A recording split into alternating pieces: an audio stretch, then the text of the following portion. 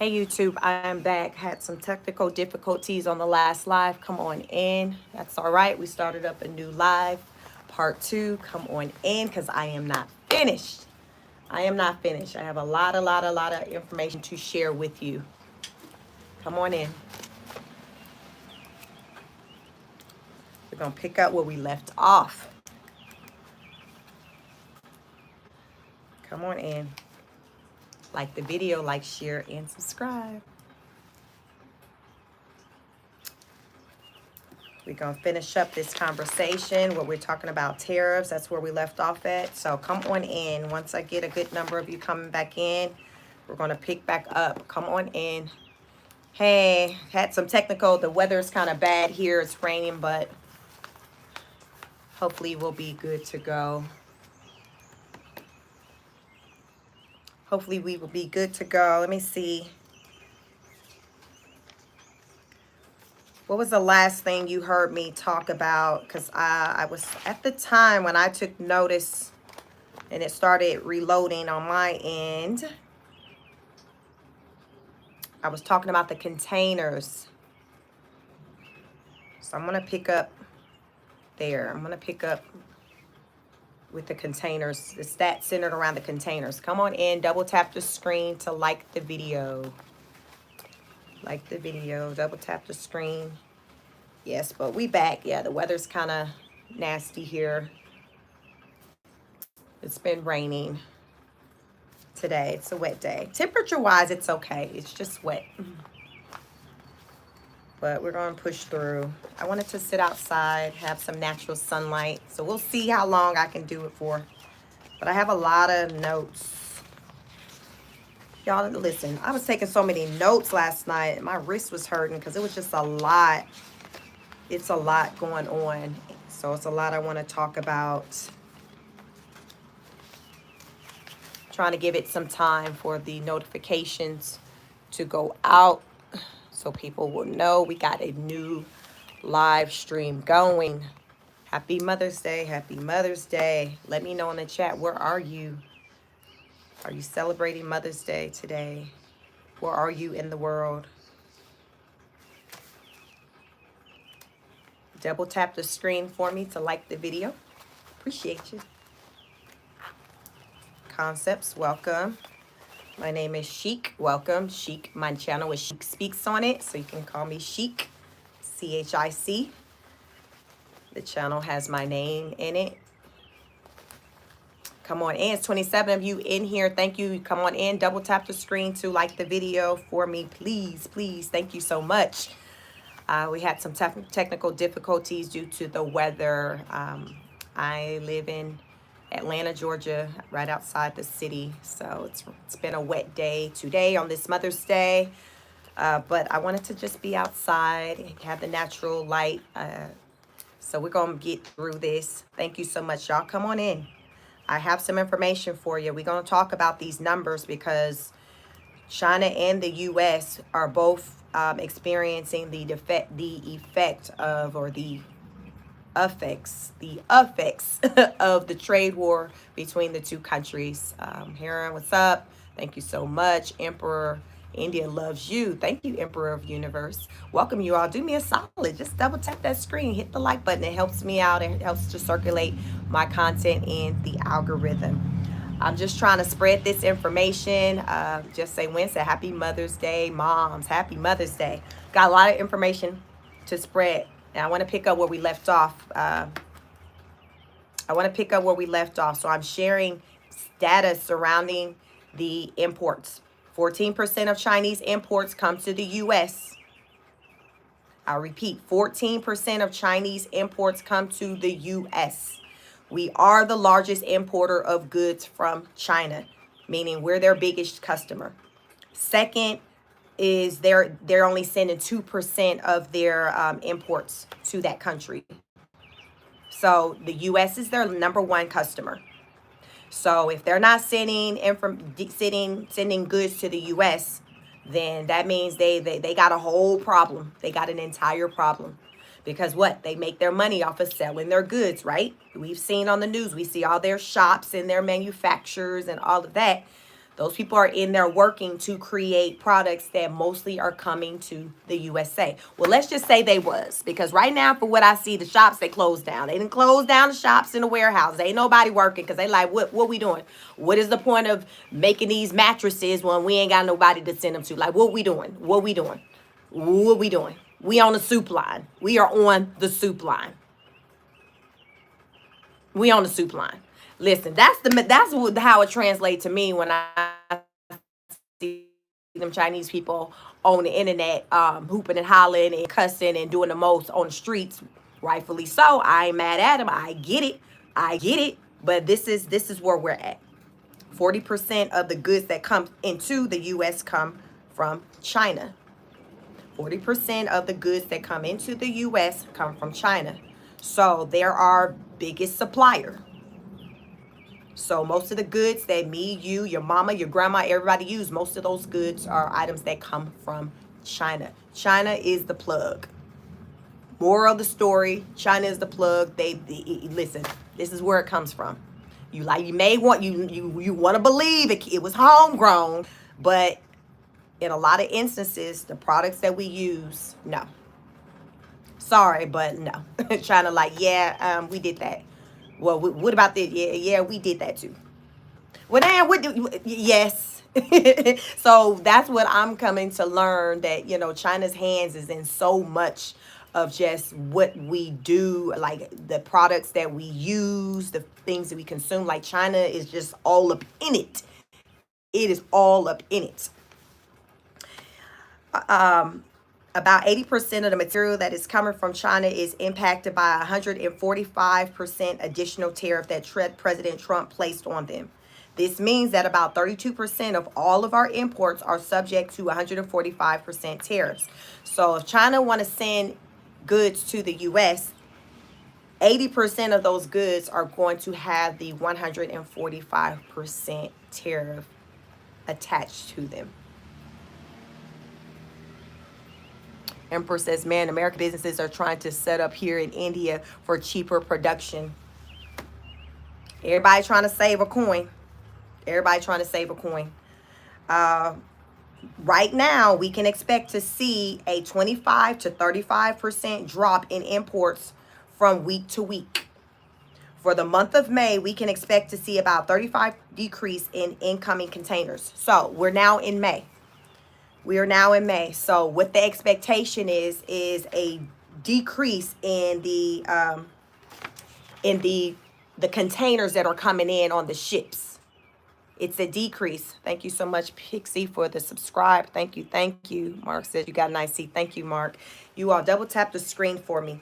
You can expect for the month of March to see a decrease with the containers coming in, which means that if there is a decrease in containers, there is a decrease in products, because there are products, there are goods inside of those containers. The tariffs, so I'll share this as well. Also, you can expect to see fewer. So I made a note. They say you can expect to see fewer backpacks and supplies in July and August as you prepare to do back to school shopping. So right now, the school year is coming to an end. So over the summertime is when we start to kind of look out and watch out for those sales. And when the big stores like your Walmarts or Targets they set out those back to school items, and they may put it in like the front of the store, things like that. Based off of what's going on right now, the expectation is that you will see fewer school supply like items, like say backpacks. It's going to be fewer. So folks was already fighting over the last 2 packs of pencils. So now with this getting inserted into the situation, it's going to make the inventory that much smaller. So be prepared for that.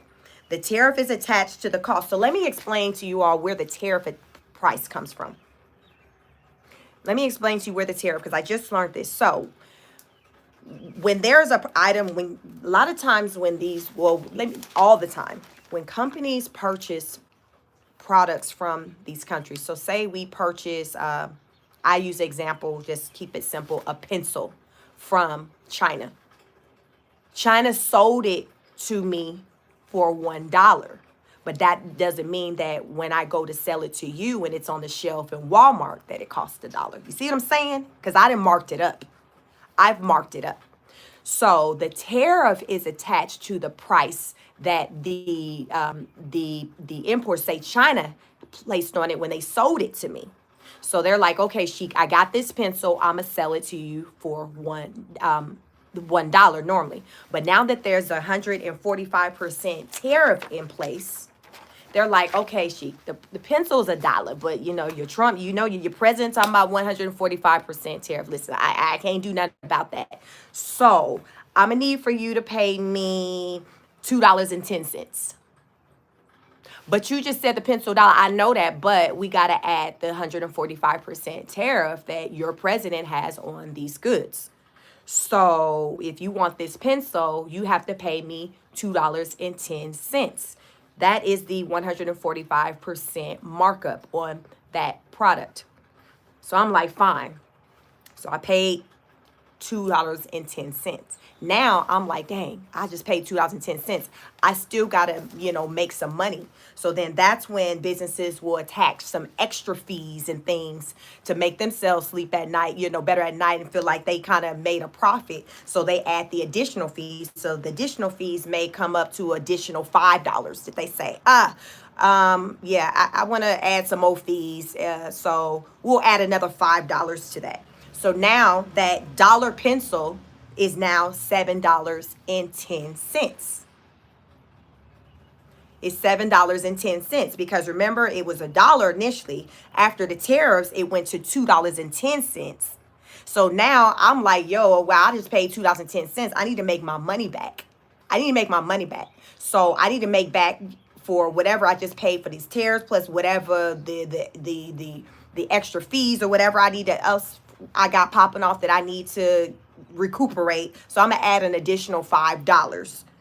So on top of the $2.10, I added another $5. So that's how we get to $7.10 for the $1 pencil. That's just the basic lowest examples. Remember, I told y'all that school supplies and backpacks come from China. So this is a real life example. Sam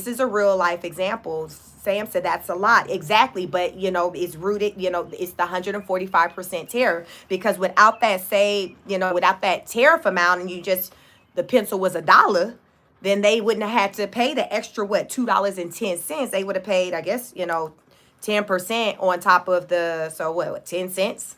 So what we would have had a pencil they would have paid, $1.10.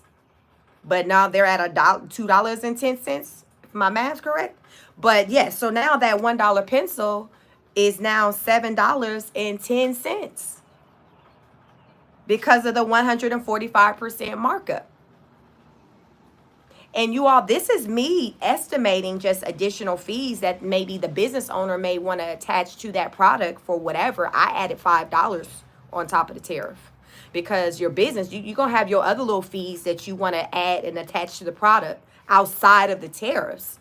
That's how we got to the $7.10. So 88% of all food in the U.S. is produced in the U.S. So that's good because, the bulk of the food here is produced in the U.S. So this will not be really affected on that type of level like many of the non-edible things.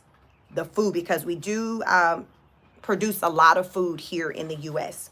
Where you would see the effect is in, say, the U.S. imports of seafood. So who like the crab legs, the shrimp? We get a lot of seafood. We get a lot of seafood from China. But a lot of imports come from Mexico also. So avocados, they come from Mexico. So a lot of restaurants, especially your Mexican restaurants, they have avocado. Avocados come from Mexico. There is just a 10% tariff on the avocados. The biggest impact will be on larger ticket items. So remember I talked about your furniture, your cars, your electronics. That's where you're going to see the bigger impact. So we're about to get into, I'm going to get into the numbers for May, because already we've seen the numbers come in for just even like, you know, with your first week. Let's see. I'm trying to see some of these comments. Marlene says, where was all this crying when Joe raised the price of the living? Just Say When says, Biden received the same energy. And Anthony Alexander says, will take time to get manufacturers up and running. Can't get production without negotiating tariffs. This is where we're at. Calvin King says, now I've asked this several times, but I still haven't got an answer. If tariffs are so awful, why is it we had no issue with Canada, had over 200 tariffs on us, but now it's the end of the world? Asking all them questions. Ask your questions. I'm going to continue on with this data. So, May 2025 data. So these reports are going to be pertaining to the ports in Los Angeles. So there's 2 ports in Los Angeles. You have the port of LA, and then you have the port of Long Beach. So there's 2 ports in Los Angeles. The first week in May, which was May 4th through May 10th, there's been a 12% decrease in cargo. The first week in May, a 12% decrease in cargo. It is projected that come May 2nd, which will be May 11th through May 17th, we will see a 14% decrease. Week 3, which is going to be May 18th through May 24th, it's expected to see a 52% increase in the cargo. So let's talk about that. I'm like, okay, well, where we getting this 52? Because we just been in the pits of hell for the last 2 weeks. So how week 3, we're now seeing this 52% increase in cargo? Questions, asking all them questions, y'all, because I be asking the questions. Says we should expect to see about a 25% drop in cargo just in Los Angeles alone for the month of May. At the end of May, going into June, it is expected that we will begin to see cargo coming into the U.S. as a result of the U.S. and China coming to some type of trade agreement. So folks out here, y'all on the wing and a prayer. I done told y'all that the first week and 2, the numbers in the pits of hell. Let me repeat. We said 12% down. The cargo was already down 12%. It was a 12% decrease already. These are just looking at Los Angeles, the cargo that comes in through Los Angeles. It's down 12%. Listen, it is what it is. It's down 12%. Week 2, we're going into week 2. This is where we're at now. It's expected to see a decrease by 14%. So it's going to go down even more from 12 to 14%. Week 3, it's expected to see an increase by 52%. The expectation on the increase is based off of the knowledge that U.S. and China are in talks with one another. Now, did they really talk to each other? I don't know, because Trump been saying for weeks that he been having conversation with China, and then China been saying, we ain't damn talk to that man, so what is he talking about? What is he talking about? Because we ain't talked to that man. Trump ain't dropped no names or nothing. He just said, listen, we talking to somebody. We talking to somebody over there in Asia. We talking to somebody. But the Chinese are like, he ain't talking to us. Whatever, he ain't talking to us. So people are optimistic. I think, listen, we all out here on a wing and a prayer. They're thinking like, oh, okay, well, if he's having talks with China, then maybe things are going to turn around. So let's just factor that in. So for China-based exporters who serve the U.S. that serve U.S. retailers such as Walmart have told Reuters that they were preparing to restart shipping goods to the U.S. in the coming weeks.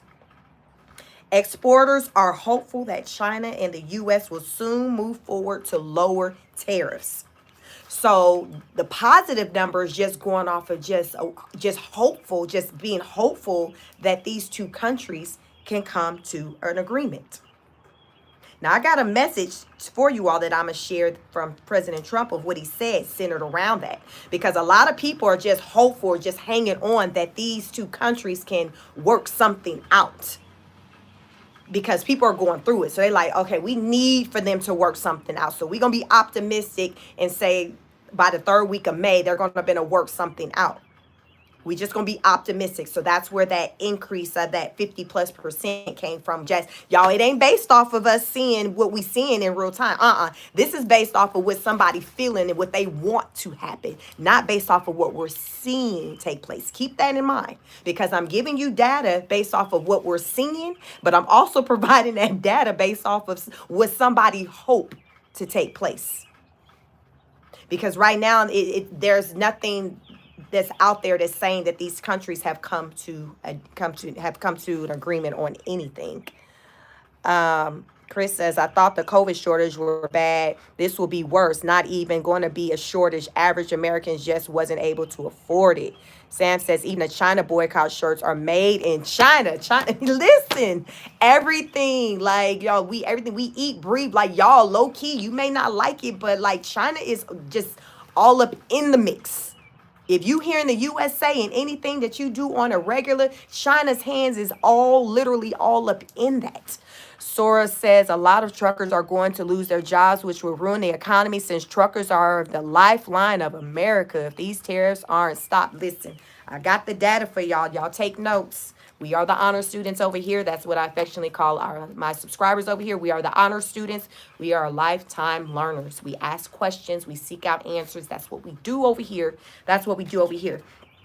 So Trump recently, while he was in the Oval Office taking questions, they asked him about, the coming meeting and things like that was supposed to take place with the U.S. Secretary Scott Besnick. He was going to, have that conversation with China over in Geneva, Switzerland. So that did take place. They did take place. They haven't come out saying what exactly, happened, but it did take place. And it's expected that probably tomorrow they may go into detail to kind of share like more on like what happened, with that conversation. But supposedly, let me just say this. I'm talking about it did take place. Listen. According to the Trump administration, the conversation took place. Listen, I got to use my words carefully over here. According to Trump and his team, the meeting took place on yesterday in Geneva, Switzerland, between the U.S. and Scott Besnick, the U.S. Secretary, represented the U.S., and he met with somebody from China. I'm not quite sure who he spoke with, but tomorrow just expect to hear information in the news centered around the conversation between the U.S. and China. So Trump recently said that a reduction from 145% on tariffs for China is likely. He recently said it can be as low as 80%. He said this would be a 65% reduction for tariffs for China. So Trump like, all right, then, all right, we started high. We said it was at 145. All right, then what they say, you got to start high. He started high. So now he was like, all right, then, I'm willing to have the conversation sit about 80. I'm willing to listen. We can talk at 80. Listen, I ain't ready to go lower than that just yet, but let's talk. We can have a conversation at 80. I'm willing to start there. When they asked Trump, like, okay, well,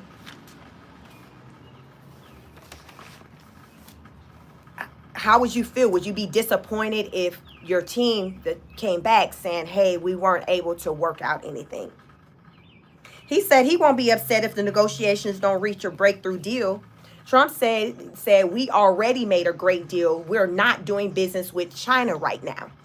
So Trump is like, yeah, even though it is looking the way it's looking, listen, it is what it is. It is what it is. We winning still. So listen, you can't please everybody. You can't please everybody. That's kind of like his tone to that. He said the status quo wasn't working for the U.S. He said when he was president during the first term, China paid hundreds of billions of dollars in tariffs. And then he said Biden came and screwed it all up. That's what he said. He was like, when he was in the office the first term, China was paying hundreds of billions in tariffs. Biden screwed it all up. The White House said there will be no deal unless China makes some concessions. So they like, listen, China, I'm going to need for you to come with something because, like, you can't just be sitting on, well, we can't pay 145. All right, well, what can you pay? Because you need to pay something. What can you pay? What can you pay? Because you need to pay something. The days of paying nothing or 10% or whatever percent you were paying, like, that's part of the past. Y'all been doing that for X amount of years. It's a new day. It's a new sheriff in town. What can you do? What can you do? So that's basically Trump's tone. I don't know these people vesting it who went to talk to these folks, what they tone was, but that's what Trump tone is. That's what they put like, yeah, Trump, maybe we don't need you to have a conversation. Let's send Scott up in there because he kind of little, he a little soft spoken. He got different kind of energy because listen, y'all been in and came to blows in that meeting, Trump, if you go. So let's just leave you at home at the crib. Let's just leave you here. So I think that's why they say Scott, he's got it, with his temperament, very cool, chill, things like that. So he was the person who went to Scotland to meet with the Chinese officials or the government to work out a deal. Let me get some of these comments before I go on. Sora says, RJ, we're reporting Afrikaners who use apartheid to make the native South Africans not have enough rights. BSP, certain regular foods we import can't grow here. Yes, like I have a lot of information centered around the South African situation. So y'all hang tight. Hold on. Hold the line. Like the video, double tap. But we are definitely going to deep dive into the situation with the South African refugees that are on their way, in spite of there being an executive order that Trump signed that said no refugees because we ain't got no money. We on the Tosh K. We ain't got it. We can't afford it. That was just in February. In February, the message was we ain't got it. We can't afford it. That was in February. But we going to get to that. Y'all hold tight. We are going to get to that. So, the White House has announced that the tariff strategy is already working. The U.S. struck a deal with the U.K. earlier this week. The U.K. Prime Minister Starmer, that's who he spoke with. The Prime Minister Starmer. Aspects of this deal, because I'm like, okay, what's going on with this deal? When I learned there was a deal, I'm like, okay, I need to understand, what is this deal? Because Trump was just as happy. He was happy, like, you know how you get happy, you got that Section 8 voucher, your name then came up on a list, and you've been on that damn list for about 7 years, and you get that phone call, that letter in the mail to say, listen, it is your turn. It is your turn. That is a happy day for a lot of families. I'm just saying, listen, I just know it's about to be gone, but I'm just painting a picture of how serious Section 8 is for folks. Listen, that's like winning the lottery, literally. Aspects of the deal. Reduced tariffs. So the agreement lowers the tariffs on some goods, particularly cars, which were previously subjected to high import duties in the U.S. Digital trade agreement. Digital trade agreement. The two countries that are working on a separate agreement to streamline, the two countries are working on a separate agreement to streamline digital trade and reduce paperwork for business exporting to the U.S. So listen, they coming together. They having a meeting of the minds. They like, help me, help you. Help me, help you. So the UK and the US, they're like, listen, we can make this happen. We can do this. We can do this. We can all eat. We can all eat. Job protection. Let's talk about the job protection. The deal is intended to save jobs in the car and steel industries in the UK by reducing the impact of tariffs on those sectors. So, y'all, let's get into the cars that are made in the UK. Y'all, I didn't know this. Y'all get ready. I didn't know that all these vehicles were made in the UK. Aston Martin, Bentley, Land Rover, Jaguar, Nissan, Toyota, Honda, Rolls-Royce, and the Mini. I think I was really surprised by the Nissan, Toyota, Honda. But yes, it's showing that like these cars are made over in the UK. I'll repeat this list. The Aston Martin, the Bentley, the Land Rover, Jaguar, Nissan, Toyota, Honda, Rolls-Royce, and Mini. These vehicles are made in the UK. So with these tariffs, y'all think about how many of you drive any of these vehicles. These tariffs, that's a whole situation because remember, they get attached onto the price tag of any of these vehicles, these makes that I just named. So it's very beneficial for the UK to strike a deal with the U.S.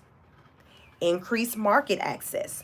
The agreement aims to expand market access for the U.S. goods in the U.K., particularly agriculture and vice versa. So it's going to just the access, just you got the ability to reach more people when your goods can leave your country, right? So makes sense to me. Makes sense to me. The Trump administration said they are currently negotiating with many other countries, and they are optimistic that they will have favorable deals with those other countries as well. So the reason why Trump was just so excited when he announced this deal during the week with the UK, because that's like the first country that they kind of made a deal with since they had announced the tariff, the attachment of just the increased tariffs that was, he announced that back in April 2nd, but then he was like, all right, because he said they started blowing his phone line up, like, yo, look, let's talk, I'm ready to talk, I'm ready now, I know I wasn't ready before, but I am ready now, So he was like, all right then, bet, I'll give you 90 days, see what we can work out in 90 days, and then we'll kind of go from there. So this was the first deal made centered around the whole tariffs between, Trump and these different, I think they said it was maybe like 50 something countries. It was a lot of countries, 57 or something like that. This was like the first deal that was made. And they're like, yo, we're having conversations with other countries. So there are going to be more to come. Please note that this strategy centered around raising tariffs, things like that, it is working. So according to the Trump administration, they're like, the strategy, it's working. It's doing what it's supposed to do. It's giving what it's supposed to give. That is what the Trump administration is saying. Gary Wells, where you have a problem? Let me see. Justine said it allows farmers to import more agriculture, more cars, etc. UK, fair is fair.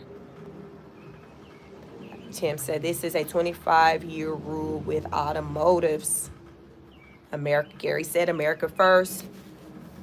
Hello says UK won't take cars or food. So that's the deal. You all can do your research to get into that, to learn more about that deal between the UK and the US. So I think I did hear something about, but I didn't see that for myself in my research, not yet, that the UK wasn't going to put tariffs on the US. So I'm not sure on that one. You can research that one to see if there's still a tariff on the U.S. products that go inside of the UK. But these tariffs that I'm speaking on is like for the products that come from the UK and come into the U.S. This is what we're talking about today. Chris says, the thing I just can't wrap my head around is some people are mad that the U.S. is implementing higher tariffs. The same people are okay with high tariffs on U.S. imports. This forces negotiation. So yes, I mean, I'm all here for the negotiations and things like that, and just making sure there's a even and fair playing field, for everybody. So that's on that. So that's a win for the U.S. Child, have y'all seen Trump's ad? Or he did a little ad from his Oval Office centered around the deportation. Trump has a self-deportation program. Are you all familiar with Trump's self-deportation program? On the 9th, so that was Friday, he did a little bit from the office advertising, promoting the Trump self-deportation program. So y'all, let's get into this. Let's get into this program. Trump's new program lets illegal immigrants self-deport with free flights to any foreign nation. The illegal alien they can simply show up at an airport and receive a free flight out of the U.S. So let me paint the picture. So if you illegal and you like, damn, I mean, Trump, they really coming for me, and I don't know how I'm finna get back to El Salvador. I don't know how. I mean, that's a long way. I don't even know how to swim. I don't know how I'm gonna get back there. Trump is saying, listen, don't even worry about that. Just show up to your nearest airport in the U.S. You let them know, listen, I'm here. I need to get flued out to El Salvador. I just need to get flued out. They will then go ahead and get you situated and get you a seat on a plane so you can go ahead and catch that free flight for $3.99 to El Salvador or wherever. Trump said, listen, in that ad, let me tell y'all what else he said, the details of it. They have launched it. So they have launched also an app called the CBP Home. So that stands for Customs and Border Protection. The app offers a variety of services, including the ability for individuals to notify the government of their intent to depart the U.S. and check border wait times. It allows travelers to apply for provisional I-94 entry, and the app also offers voluntary process for illegal aliens to return to their home countries or other countries that would accept them. So basically Trump saying, listen, you ain't got to go home, but you got to get the hell out of here. Like that's what the ad summed up for me. They really probably could have had that as a slogan, because that's what I heard. That's what I heard. You ain't got to go home, but you got to get the hell out of here. Because he was like, listen, we will purchase on us. Listen, it's on us. We will put you on a plane and fly you wherever in the world, but long as you're not here. You just can't be in the US. He's saying, listen, I'm willing to sweeten up the deal. I'm willing to sweeten up the deal. I'll throw $1,000 on top of that, a bonus for self-deportations. Because right now with Trump and the administration having to facilitate deportations, it's costing the U.S. trillions of dollars. So they're like, listen, those who are able to self-deport, do us a solid and self-deport, because otherwise we're going to be out of trillions of dollars with trying to facilitate this process. So help me help you. Go ahead, download that app. Download that app and go ahead and get your process started. Because once you make your destination and you get on this app, remember it's called the CBP Home, stands for Customs and Border Protection Home. Once you get on that app, once you reach your destination, say El Salvador is your destination. Once you land, you get on that app and say, yo, I've arrived. Trump then somehow their team, their administration can confirm your location. And then from there, listen, expect you're going to get your Cash App or your Zelle of your $1,000. I don't know what form or how he finna get you your $1,000. But listen, baby, he's saying you going to get your $1,000. You're going to get your $1,000 for doing that, because you really saved us a lot of money. So look into that. It's the CBP Home. So that is the app. Research that and listen, spread the word. If you know anybody who out here running and you know they actually could use some change in their pocket, just go and tell them to go ahead and download that app and go ahead and self-deport, and then they can get them a cool $1,000. They get a cool $1,000 because Trump offering $1,000 if you self-deport. I talked about that earlier this week, so he is reiterating that. He's like, listen, I need for y'all to jump on this deal right now. Anthony says, costs more to detain than waiting for deportation orders. Take years. Exactly. It does. George said, I don't bear that foolish. Linda says, I am already at home. Never been anywhere but here. Anthony says, my neighbors, but they raking more under the table. Torch says, black people around the world need to come back home and defend Ibram. So, yes. So that's the message. That is the message that he has out there. So you can find that also out there on the internet. He put that out there on May 9th. That was Friday, May 9th, while he was in the Oval Office. To me, it looked like a little PSA. So let's talk about Tennessee, y'all. Have y'all heard this? Tennessee has a legislation in place that makes gold and silver coinage legal tender within the state.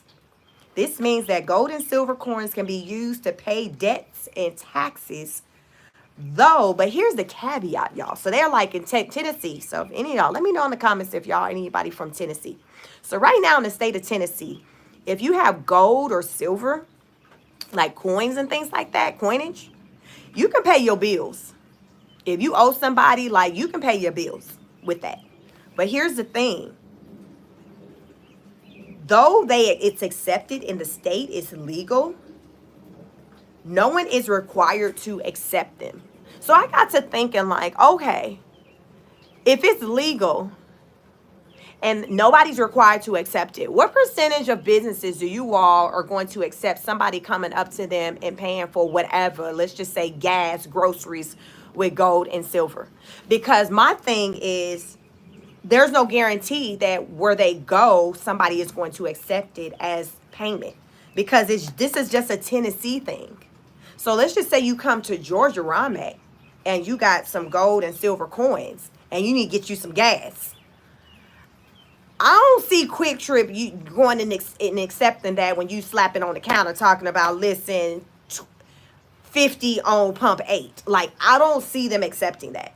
So with that being said, since it's not universal, like worldwide, for everybody to be accepting in it to be a requirement, I don't see why a company would want to just accept that, because they may be stuck with having these coins or whatever, but they can't go do nothing with it. So what good is it? Because remember, it's not required for anyone to accept it. So if you're going places and the people aren't accepting it, where does that leave you?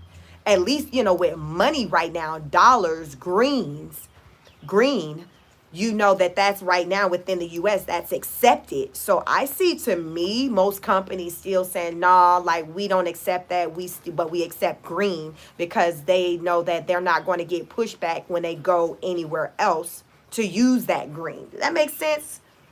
That was my thought process. I mean, it's cute and all in Tennessee that you're allowing for people to pay their bills and settle their debts with it, but who else? Like, I'm gonna need for everybody to be on board for it to really make sense to me. Because you can wind up with a bunch of silver and gold, but if nobody where you're going is like accepting it as form of payment, like what good is that doing you? That makes, like, it's like, okay, I got all these coins. I don't have a lot of green. Most of these places, they're all still accepting green. So what am I doing? How do I get rid of? So Anthony said digital money soon, Bitcoin, etc. You sell it. TNC says you sell it. There's okay. Okay. So that's my thing. This is something new there. So that was where my mind went. So yes, that's a good idea, TNC. You can sell it to get the green. So that's another extra step you gotta. So I'm wondering, so sitting there on that, if they sell it, would they make more money with selling it versus, say, if they had a just accepted cash from that person? I'm just trying to understand, to see with them doing that extra step, are they making more money at the end of the day? Are they making more money? That's where depends on the price that day, TNC. So how many businesses finna deal with all that? Like, really, do you think a lot of business will be willing? Because that seems like you gotta do your research. Are a lot of businesses going to, like, say, because right now it's just Tennessee, are they going to be willing to just do that extra step to see, okay, well, what is this worth? Okay, this worth this today. Let me try. Like, that's some extra work you got to do. I don't know. So that was kind of where I went with that. So yeah, y'all let me know y'all thoughts on that. So y'all, we about to get into this South Africa situation. This situation with Trump bringing in these refugees from South Africa. Y'all get ready. Y'all listen. This came from the apnews.com. So the information I'm about to read to you all, it was a lot of information. And I was like, okay. So before I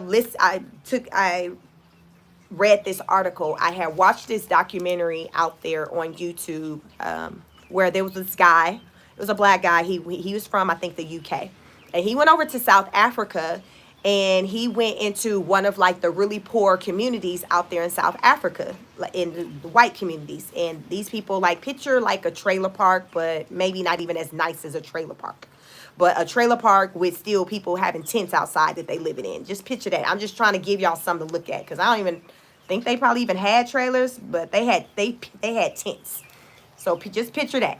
So he's out there. So these are white South Africans that are living in this community. And they were saying that, and now this documentary was done back in 2014. So they were telling the guy who was doing the documentary that, yo, like, right now, like, black people are like, we look at them as the ones with the money. They rich, they got the money, they get into it.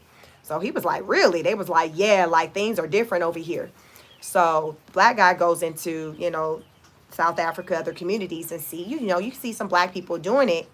And at that time, they had affirmative action that was, so here's the thing. I didn't know affirmative action was a thing used outside of the U.S.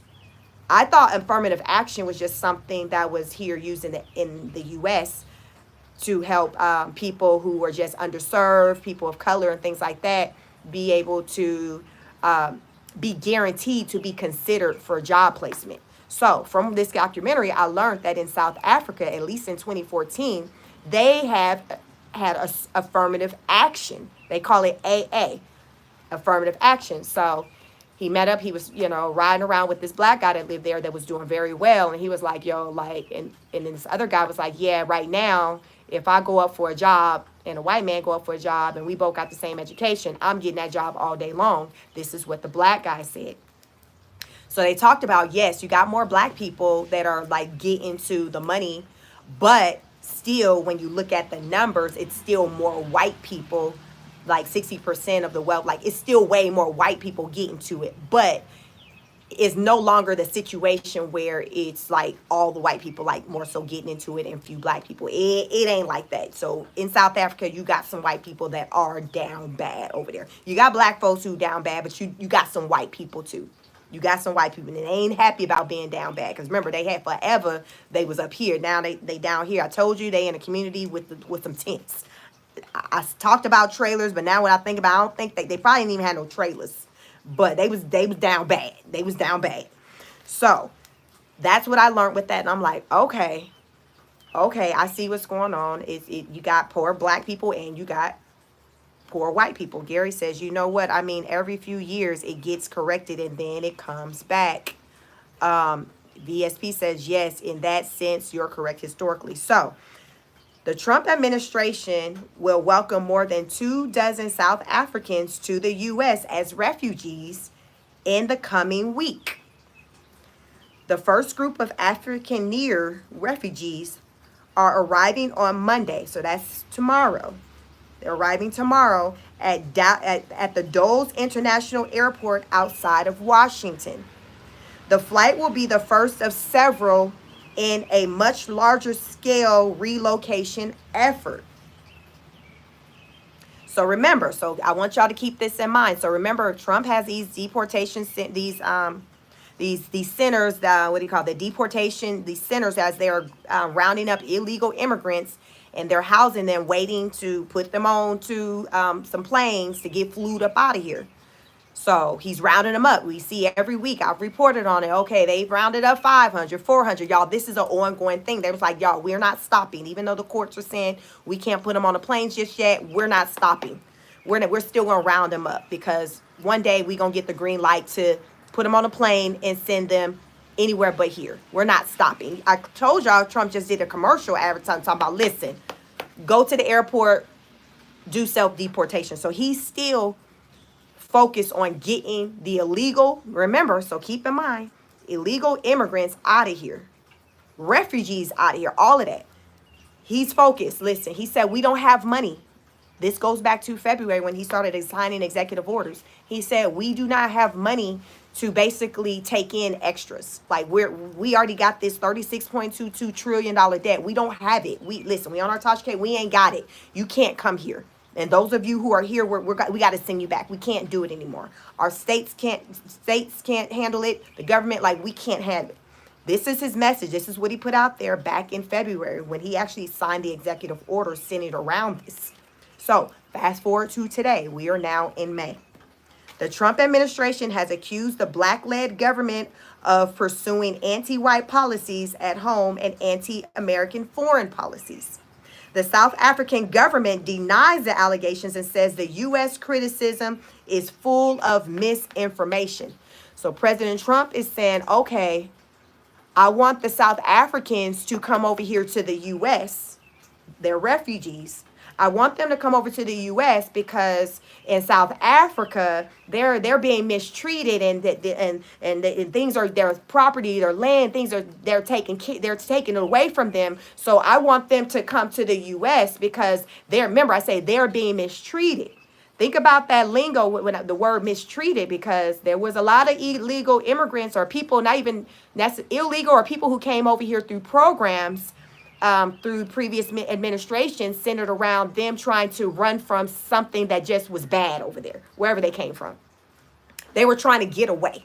So the previous administrations have said, hey, come over here, we'll protect you. But remember, these are the people that Trump signed an executive order to say, no, you need to go back. We can't afford it. Remember, going back to February, he was on this, we ain't got it. We can't afford it. Now, fast forward to May, we have white South Africans coming to the U.S. So do we got it now? I don't know if enough people done paid their student loans to now suddenly have extra funds to now take care of now white South Africans that are coming. So it's almost like we got one door where you got people going out, and then we got another door where you got people coming in. What we doing? Y'all, is giving a circle. It's given that we got a circle. So we got the brown illegals going out, and then we got the white ones coming in. Y'all see what I'm saying? Y'all help me understand what we doing here. Help me understand. We got the brown ones getting put on them spirit flights, getting told, go to airports, get out of here. We can't afford you. But then we got the white ones, the white South Africans that are coming in starting tomorrow. Y'all better get into it. All of this is out here on the internet. The white ones are on their way. The ones, the Africaneers, this is what they're called, Africaneers, they are on their way. Currently, the State Department Refugee Program have been suspended for all other countries. But in February, he issued an executive order prioritizing the processing of white Africans claiming racial discrimination. So he's saying the brown refugees, so all the other groups of people, y'all got to go. We ain't got no money. We don't have no money. We don't have it. We don't have it. You got to go home, come back the right way. But in February, he issued an executive order to prioritize the white South Africans to come in because he says they were being discriminated. So basically, they got a reason for what they say they struggle with. But many of the brown ones over here, they had a reason for what they said they struggle was that had him over here. How many times have we heard a brown refugee or somebody who's over here legally or however talk about they were running for something? Most of the time, a lot of the time, the story is they were trying to get away. They wanted a better life. So I came to the U.S. because I wanted a better life. I came to the U.S. because I was running from a gang. I came to the U.S. They were after me. I came to the U.S. They were mistreating me. I was getting essayed. I was getting abused. That is the story for a lot of brown people who came over here, however they came over here, who do not have American citizenship. The current administration says, well, we hear what you're saying, but we ain't got it. We can't afford to take care of you over here. So best of luck, but you have to go home. You have to go home. Justin says, we need to focus on our families, our citizens, and the future of this country, your youth. Jerry Can says, shouldn't they fix their own countries? Listen, the supporters, the supports that the refugees will get. So let me tell y'all, when the refugees come, the resources they're going to get. And I want to know if any of this sound familiar. The support the refugees will get will include housing, furniture, and other household items and expenses like groceries, clothing, diapers, and more. The effort is a stated priority of the administration. Miss M says they are not refugees. This is what they're being called. They're being called refugees. They're coming over here, running from whatever they got going on in their countries. This is what they're being classified as refugees, just like these other people who, brown people who are here illegally, where they're calling them refugees. They're saying, listen, we don't have the money. But I just said the South Africans will have housing, furniture, household items, groceries, diapers, all of those resources, you all, that the illegal immigrants, the Hispanic group of people, when they were coming over here, they were getting all those resources. They were getting EBT. They had all of that.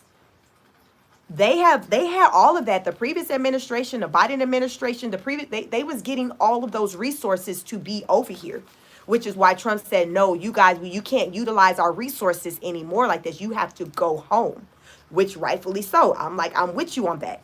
But now I'm learning that now they're just being replaced by another group of people that look like him.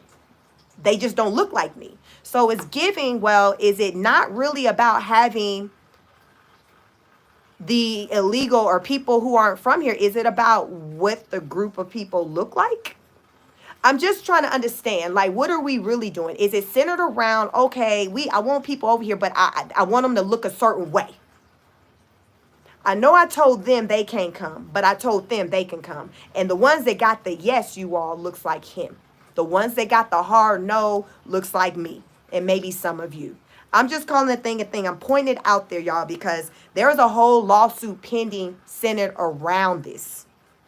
Supporters of the refugee program question why the Trump administration was moving so quickly to resettle white South Africans while halting the wider refugee program, which brings people to the U.S. who are displaced by war, natural disaster, or persecution, and involves significant vetting in the process that often take years. So everybody else, they got to go through the process that can take years in order for them to be over here. Everybody else, remember, they're running from war, natural disasters, persecution, all of that. They're running from all of it. They got some they running from too, but he like, no, y'all got to go back. We ain't got it. We can't afford it. Maybe later down the line you can come back, but we can't afford it. We can't afford it. But now, starting tomorrow, we're going to be able to afford an influx of South Africans coming to the U.S. and getting all those resources that the people, the brown people who was here that you're trying to remove, that they were getting, because it's the same resources being recycled. It's the same resources. Food, housing, it's the same resources. It's just a different group of people now that is going to tap into the resources. So you talking to the American people about we need to get the student loan debt down and we in the trillions, but you're bringing people who aren't from here to add to that debt that you're looking for us to pay for. Like, really think about it. The debt is in the trillions. You're saying, Americans, I need y'all to pay for it. But time and time again, we're hearing stories about how our government is feeding into people who aren't American, that is raising the debt. So why do I have to pay for this debt that's in the trillions for resources that you are providing for people who are not American? You're telling me effective Cinco de Mayo, my default to student loans is due, but you're also telling me on Monday, May 12th, we have an influx of South Africans coming that the money's you waiting on me to pay that's supposed to take care of them for. You see what I'm saying? It's like, what we doing? What we doing? What are we doing? What are we doing? Oh, we gonna get into the numbers of how many people. I don't care if it's 10 people. It starts from somewhere. I got the data in front of me. I got it. Don't think that it's going to start with just 10. Shh. Don't think that at all. You are sadly mistaken if you think it's going to start with a good 5, 10, 50. Oh, let me tell you. Let me see. Arrivals have been halted from Afghanistan, Iraq, most of the Saharan Africa, and other countries. That is currently being challenged, and this is currently being challenged in court.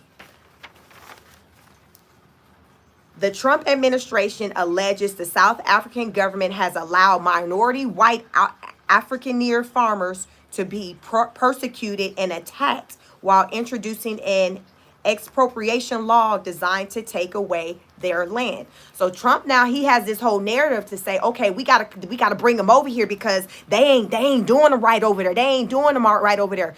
How many people have that story where they're coming from other countries where they felt like they were being mistreated, so that's why they came to the U.S. Hell, how many people in the U.S. talking about ain't been done right and they've been mistreated? But this group of people can get the attention. This is a group of people that looks like the current administration. They're getting the attention. He's saying, hey, come over here. We got you. We got you. But let me add this to y'all too. Let me add this. I got one more point I want to make. Greg says, if they come to America legally, this is America. You can leave as fast as you come. Richard says, kicking some out and bringing some in. Go figure. That's exactly what's happened. Snow says that they have been assassinated. Who've been assassinated? The white Afrikaners, people of all skin tones have been killed in their countries. You better get into it. Carlton says some comparisons of Ukrainian versus Syrians allowed refugees. Miss M says these Islamics have no rights in the U.S. and then home. Listen, I want to add this. Trump has talked about wanting to increase the birth rates. What's up, Dr. J? Want to increase the birth rates within the U.S. The thought I had when I learned about him allowing white South Africans to come into the U.S. was centered around, I thought about how that would add to, it will add to the population.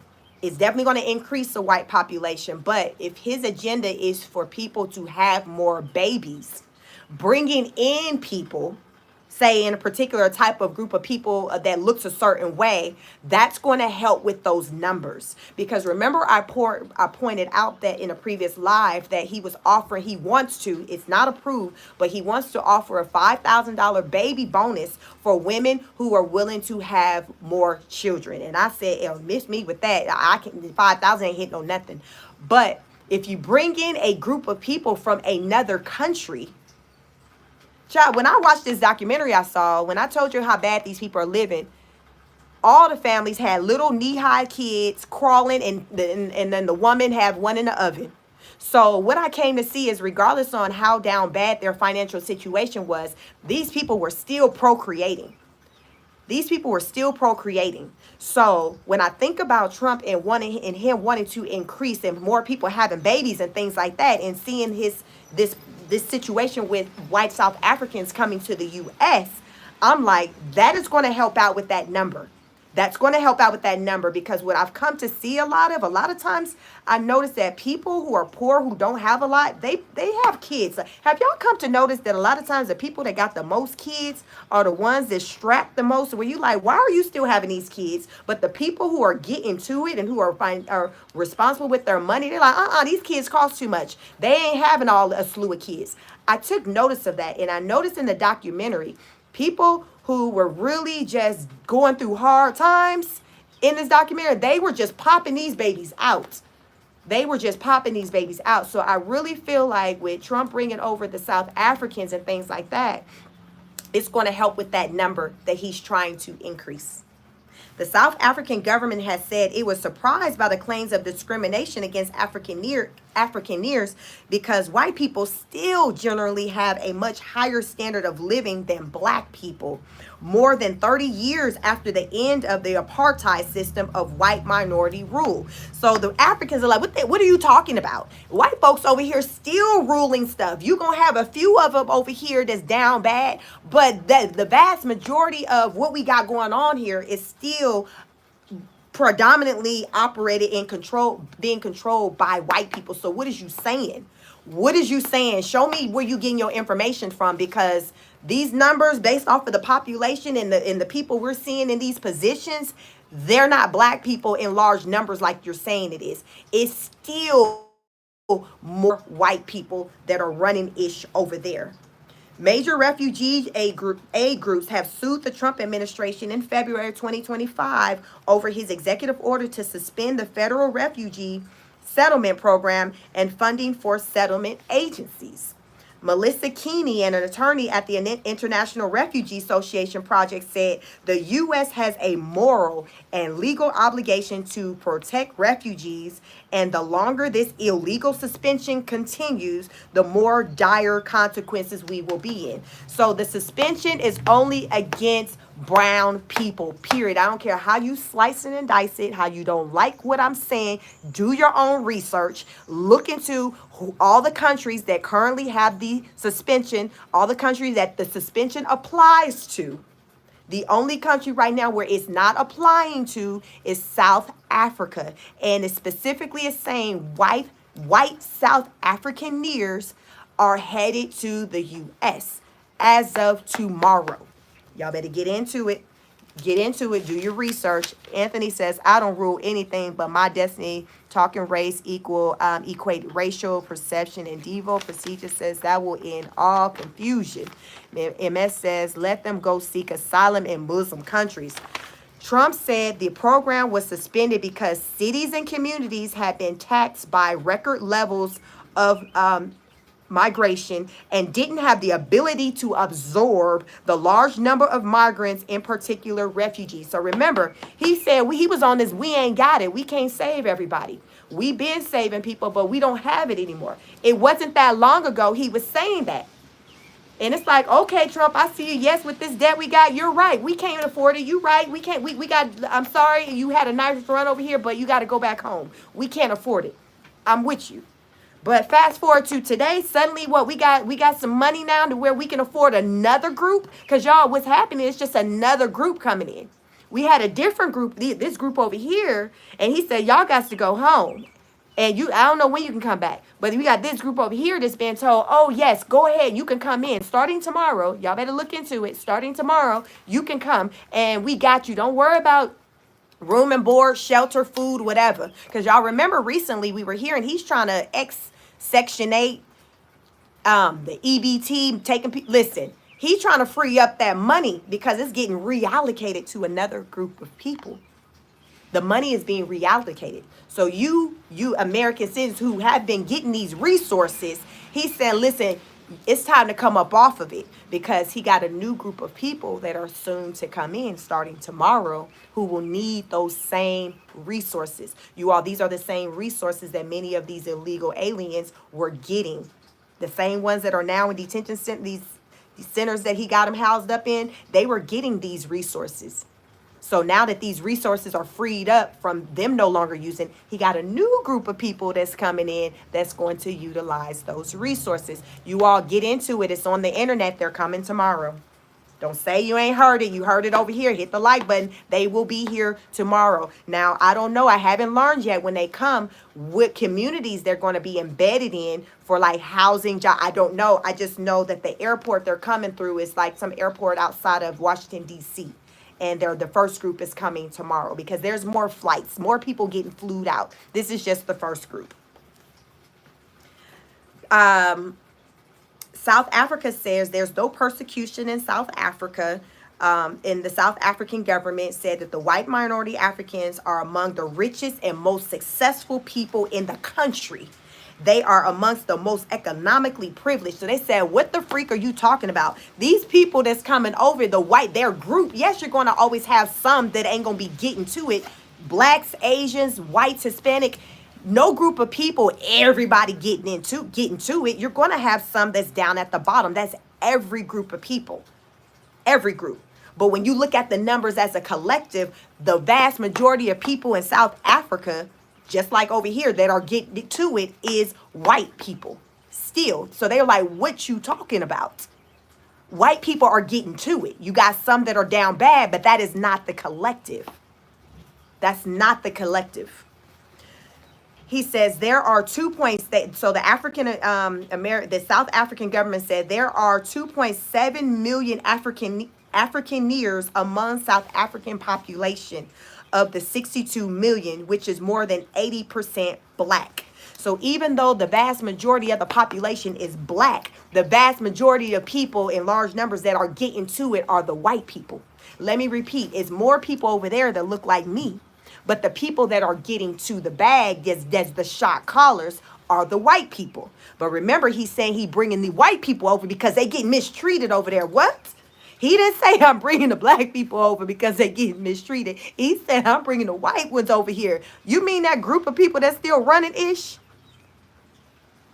That's for eons. You mean that group of people? You saying they the ones down bad? Okay, yes, you got a good group of them that's down bad, but as a collective, those people aren't down bad. They're not down bad. What is you talking about, sir? What is you talking about? The South African government says many in South Africa are puzzled by the claims that Afrikaners are persecuted and meet the requirement to be a refugee. They said, what do you mean? What did you mean? Somebody in here said, them ain't no refugees, right? But this is what Trump calling them. This is what he's called. He said these are refugees and they need saving. They need to be saved. They need to be saved. Trump trying to be Captain Save-A-Ho. He like, listen, they need to be saved. He probably watched that same documentary, y'all, I watched with them little kids playing with the ball outside of their home. That's a tent. And he was like, oh, hell no. Because, y'all, It was a very sad video. It was very sad. I said he probably watched that same video and said, "Oh, I need to help my people." No, no. Elon, y'all know Elon from South Africa. Elon said, "Okay, for me, damn, having my company take a hit, me getting cussed out, having these cars set on fire, I need for you to do me a solid because I can't help but to wonder, y'all. Y'all let me know. Do y'all think that he's allowing the white South Africans to come over as a favor to Elon?"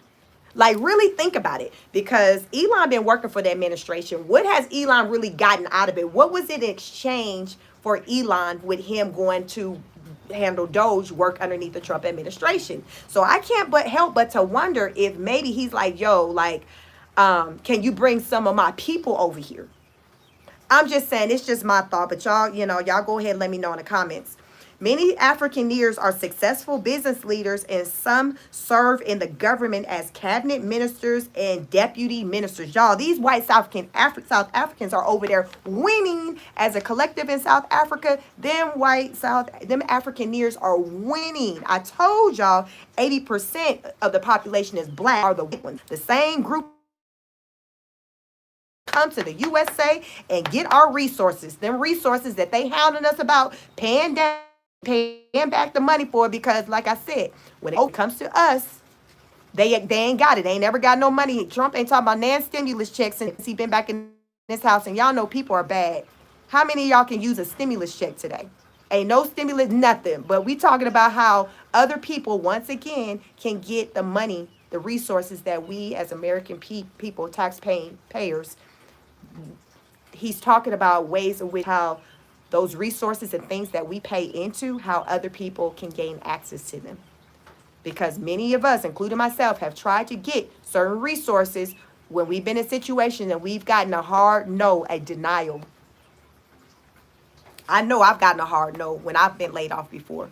Nope. Oh, okay. So the language is their language is even widely spoken over there. The Afrikaners are descendants of Dutch and French colonial settlers.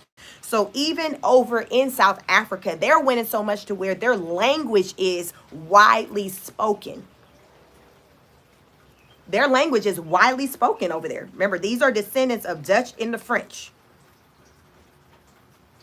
They came, the Dutch and the French, these are settlers that came to South Africa in the 17th century. In the 17th century. Let me read through some of these comments before I got a lot of information on the situation with the South African. Sperman says, I don't think it's a favor for him as it is them looking out for themselves. Okay. King says, yes, we know that. The blacks can't get they ish together. Richard says, why are they not letting the Makonde ethnic groups from the Zimbabwe into the country? They're dying political unrest. Listen, these are the questions, y'all. Answer that. What do they look like? How about that? Shockwave says all the Africa is dying from political unrest except Egypt and Botswana. King says we should send African back to help Africa. Snowstorm says no, Australia has been pushing for this for the last year because of the violence. Yes, they are still wealthy because they have land and the people they're resented. Understandable. Shock says Dutch and English when the F did the French have South Africa. Just Say Win says I'm sure they will also be given free land to make it make sense. Listen, they coming up. They on their way. They are on their way. Afrikaners make up South Africa's approximately 4.5 million white people. Also included are those that have British and other heritage. The program only applies to Afrikaners who are largely seen as holding conservative and Christian values that might align with the politics of the Trump administration. So everybody ain't coming over here. They need to know, okay, what are your Afrikaners? Afrikaners is pronounced. Thank you so much, Gobble. Afrikaners. Afrikaners. So the program only applies to Afrikaners who are largely seen as holding conservative and Christian values that might also align with politics of the Trump administration. So they are screening. They're wanting to know, okay, what are your views? because he ain't trying to have somebody come over and then they on some other type of time, and maybe they a Muslim or something like that, and they don't have the Christian beliefs. So he wants to make sure that your beliefs are in line with what his beliefs are. It's not clear how many Afrikaners have applied for or been granted refugee status, but on the U.S. But based on South African Business Group, they said that there is a list of tens of thousands who have expressed an interest. So there are a lot of people over there who have expressed interest with wanting to come over here and participate with this program that President Trump has. So they haven't said how many they're going to allow, but there was a would you be interested? I can see why a lot of people, a lot of them, those are the ones who aren't getting to the bag, why they would be interested in wanting to come over here. When you got a government over here say you can come to the USA, we're going to pay for you to come. We're going to give you food, shelter, clothes, put money in your pocket. We doing all of that. I don't see why those who are down bad, why they wouldn't sign up for that. I'm just saying. The first group is to arrive Monday, and it'll consist of more than 24 Afrikaners from around so it's going to be about 24 that's supposed to come tomorrow. But more is expected to come. That's just the first group that is coming. That's the first group. Entrepreneurs said Jesus spoke Arabic and the Bible was written in Arabic. God is Allah. I'll just say I saw a black riding bike. It looked like mine, but just got home. So is Trump doing Elon Musk a favor? That was just my question, because I know this is kind of where he comes from. I want to add that as you all start to see just all these movement and things that's going on in the government, it is my recommendation, my suggestion for you to not go out and participate with like protests and things like that, because you can be arrested and then maybe even unalive, because remember, Trump signed an executive order that gives the local law enforcement more power and things like that when they're dealing with the public, when they're dealing with us. So I would say that just try to be careful when you're going out and participating with large group meetups and things like that. Just be careful. Maybe you show your support from the house. Show your support from the house. So I'm gonna just definitely put that there, because the executive order that he signed that gives the law enforcement more power and thing, it has a lot of language that correlates with martial law. So even though it doesn't say the word martial law, when you kind of get into it, it's giving martial law. So check out that executive order that Trump signed that gives more power to your local law enforcement within your community. These are the people who basically we encounter within our communities. They now have more power. So try to gain an understanding of what that means for you, and keep that in mind. So when there are events and things that do take place, and it's very intense as far as with the energy and things like that, just use discernment when it comes to if you're going to go out there. Use discernment. Tanya says the Bible was written in Greek and Hebrew. Jesus spoke all language. The Bible is 34 years old. The Quran is 1,500 years old. I will add, I saw late last night that also Trump is wanting to send a lot of illegal immigrants over to Libya. And he also would like to send more illegal immigrants to Ukraine. Libya and Ukraine. Ukraine, we got a whole war going over here, and our airport ain't even functioning. So I don't even know what we supposed to do. Hell, we relying on y'all for cash apps and Zales. How are we supposed to help somebody? We out here struggling ourselves. So that's the message from Ukraine. The fact that he said, listen, Ukraine, can y'all take some of these? Can we send them over there to y'all? They were like, sir, we're in the war. So let that sink in. Libya said, we ain't talked to nobody about nobody coming over here to our country. So you can't just put people on planes and send them over to our country like that. The Libya leaders said, no, we don't know nothing about nobody putting some people on planes and sending them over to our country. We need to know about this in advance, and we need to come to some type of agreement. But We have not agreed with the U.S. administration, the Trump administration, on them sending over their illegal immigrants to our country. What are you talking about? What are you talking about? Can you imagine being a country and then somebody tell you, yeah, Trump said that he about to send over some folks over to y'all. You like, what the hell what are you talking about? Send who? Send who? Who coming? And how many you said? Because y'all know these planes be deep with people. This is what Libya, the Libya is saying, listen, Libya like, yo, okay. Okay, so what you say again, journalists? Because we don't know nothing about nobody coming over nowhere, getting dropped off nowhere. Now, what you said he said? Well, he said that he gonna put them on a plane and he's sending them over to your country. They was like, the devil is a lie. We ain't talked to nobody. We ain't talked to that man or nobody from the administration about bringing people over to our country. Like, we need to know this stuff in advance. Like, what's going on, y'all? That's out there too. Y'all get into it. Trump like, listen. He just trying to send them wherever. He like, listen, you can't be here. I got my South Africans coming. We listen, y'all got to go. We out with the old, in with the new. Out with the old, in with the new. That's what it's given to me. That is what it's given to me. Y'all let me know what it's given to you. That's what it's given to me. Mama Duck says criminal type beliefs and behaviors are not going to get cleared through the vetting process. Yes, if you don't discover after, you would be extinct in the dawn. So yes, so that's where we are today. Trump's like, listen, I gotta. We're rounding these illegal immigrants up, but we need to figure out where we're going to send them, because as someone pointed out in the chat, it costs us a lot of money to house them. So they're like, okay, well, we got to do something. And Trump, listen, I say, I don't think, they say he don't sleep at night. I picture Trump laying in the bed and then he popping up with these ideas. And he uses Twitter fingers and start, tweeting or, putting stuff out there. But it's like these ideas that he had, people are like, sir, like, okay, first of all, I would appreciate you running the ideas by me as a leader of this country of where you're wanting to send these people to. This is what Libya, like, yo, like, okay, I understand that you trying to think outside of the box, become resourceful, figure out ways to kind of implement some things, make some changes with your country. I listen, I get it. I know it's hard out here for a pimp. I get it.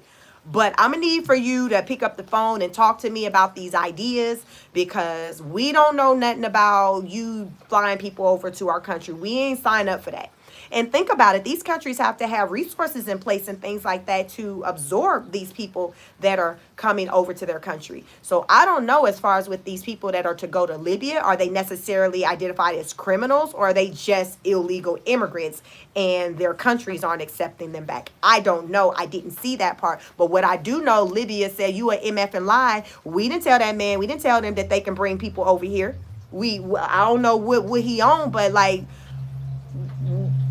I don't know what he's talking about. Like, we ain't talked to him. Just like how China was saying a week ago, we ain't been talking to him. I don't know who Trump talking to, but we ain't talked to him.